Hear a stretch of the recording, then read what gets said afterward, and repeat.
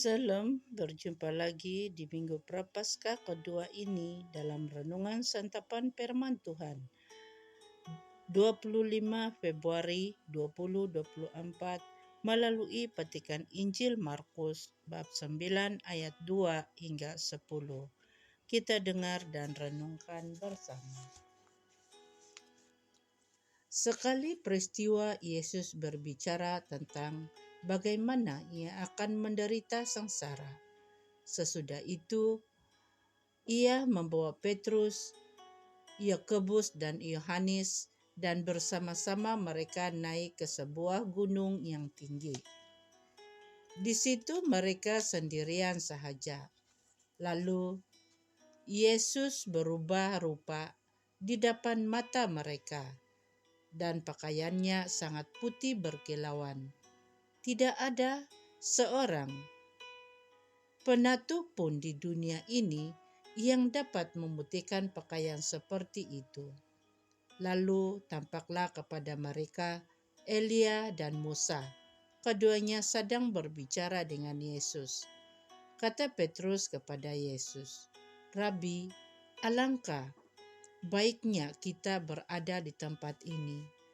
Biarlah kami dirikan 3 kemah, 1 untuk engkau, 1 untuk Musa, dan 1 untuk Elia." Petrus berkata demikian sebab tidak tahu apa yang harus dikatakannya, karena mereka sangat ketakutan. Lalu datanglah awan menaungi mereka, dan dari dalam awan itu terdengar suara, "Inilah putraku yang terkasih, dengarkanlah dia." Tiba-tiba sewaktu memandang sekeliling, mereka tidak lagi melihat seorang pun bersama mereka, kecuali Yesus seorang diri.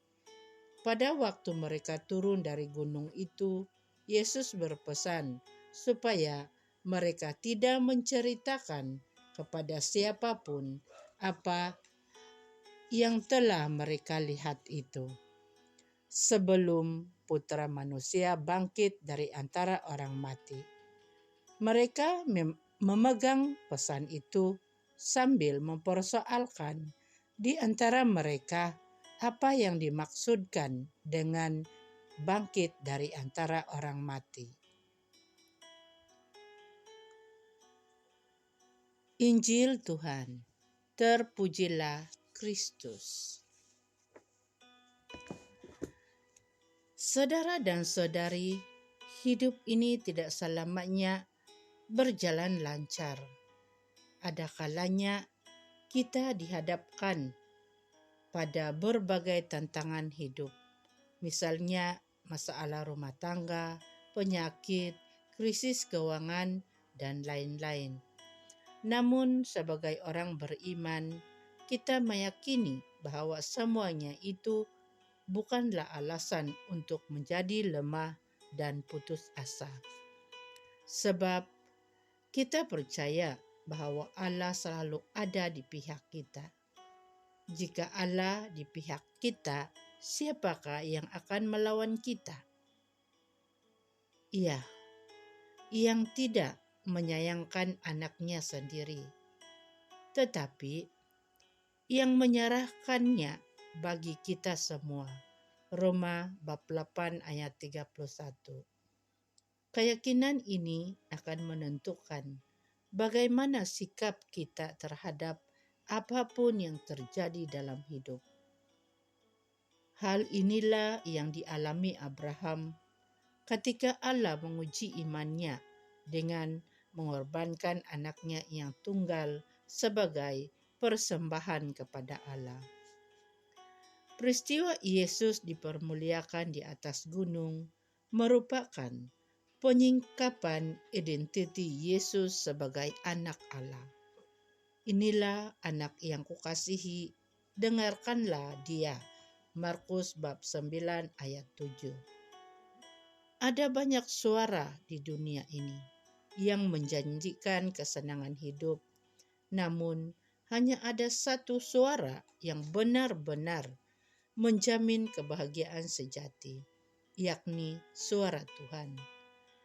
Yesus memberikan pengalaman rohani kepada para murid-Nya untuk meneguhkan iman mereka yang akan mengalami masa-masa sulit.